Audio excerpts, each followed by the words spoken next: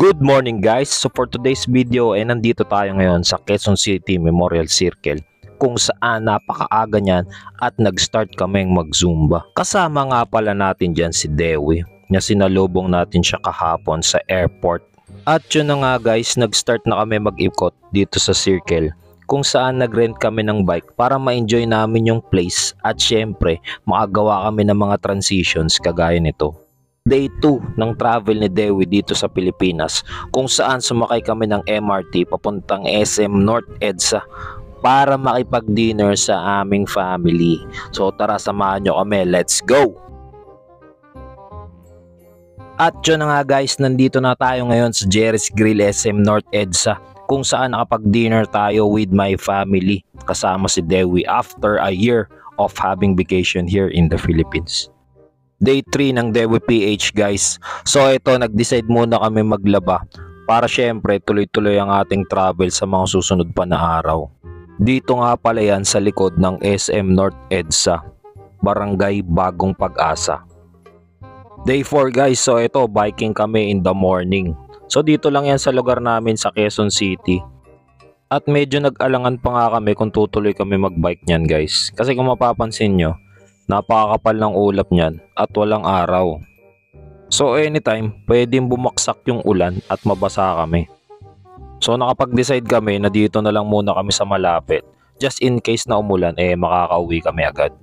At dyan nga guys, medyo nakadaming ikot na kami dyan sa lugar na yan. Pero hindi naman umulan. So nakapag-decide kami na lumabas muna sa village na yan. At mag-isang loop tapos bumalik din dito agad. Good decision pa rin kasi hindi naman din umulan.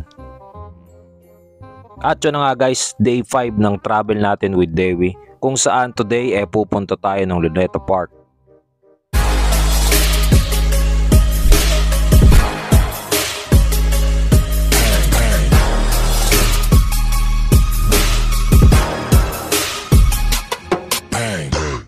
At yun, syempre pagkatapos ng Luneta Park, ang susunod dyan ang Manila Ocean Park. So ano pang inaantay natin? Tara na, pasok tayo sa loob. So ayan guys, nakita nyo yung pupuntahan natin for today. Ang pinakahuli dyan yung bird show at yung sea lion show. At ang una nga nating pinuntahan yung Oceanarium, kung saan dito mo makikita ang iba't ibang uri at klase ng mga isda. Una na nga sa ating listahan si Nemo. Tara, hanapin natin si Nemo. At syempre, meron din silang seahorse. Tignan nyo kung paano to mag-swimming guys. Daig pa tayo.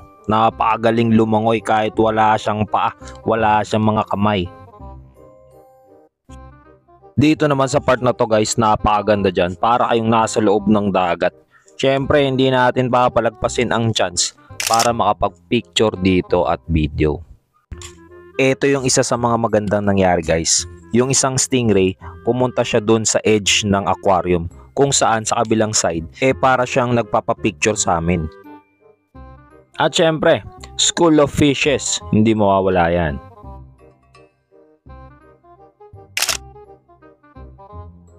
On to the next stop tayo guys, ang Trails of Antarctica, kung saan matatagpuan natin dito sa Manila Ocean Park ang mga penguins. At pwede rin kayo magpa-picture dyan sa halagang 700 pesos.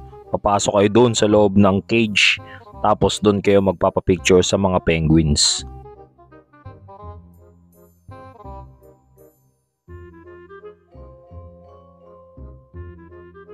At tuloy naman tayo dito sa kanilang Christmas Village.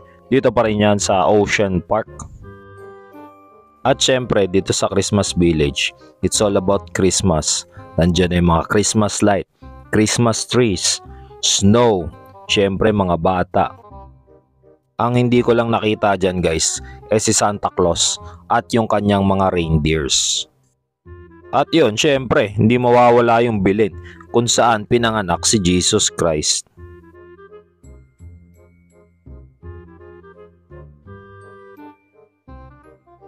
Next stop tayo guys.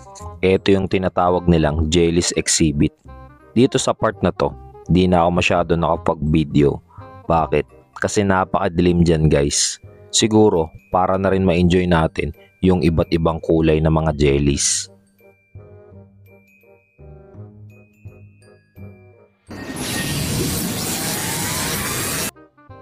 At yun na nga guys, nandito tayo ngayon sa tinatawag nilang Super Toy Collection, kung saan matatagpuan nyo ang napakaraming collections ni Superman.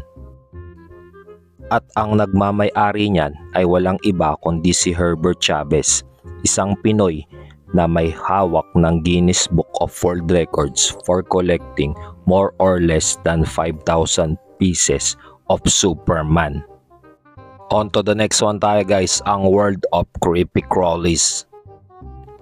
Una sa ating listahan, etong electrician na to, inaayos niya yung kanyang ilaw. At syempre, meron din silang Sonic the Hedgehog guys. So yun, pagdas namin dun sa Creepy Crawlies, nag-decide muna kaming kumain. Dahil after nyan, tutuloy na kami dun sa kanilang bird show at yung Sea Lion Show. Dito, eto lang yung aking video sa bird show kasi medyo langanin ako sa weather, baka biglang umulan.